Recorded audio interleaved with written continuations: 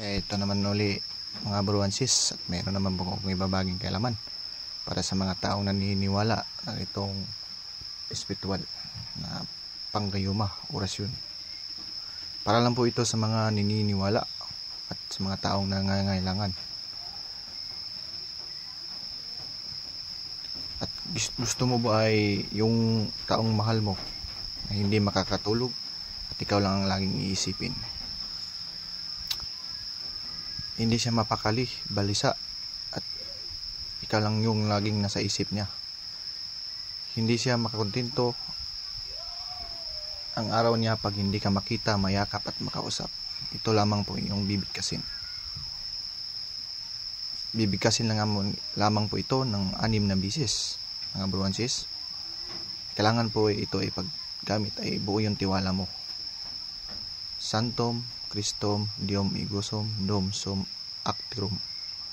Santom Christom Diom Igusum Dom Sum Actirum.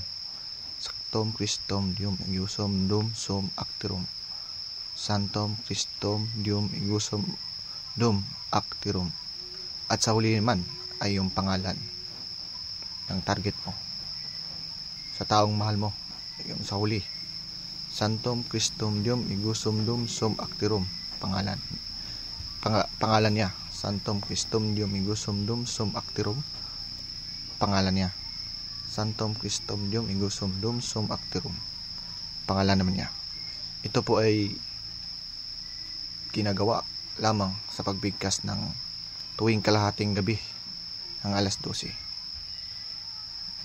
Para lang po ito sa mga taong naniniwala at laging positibo at buo yung tiwala.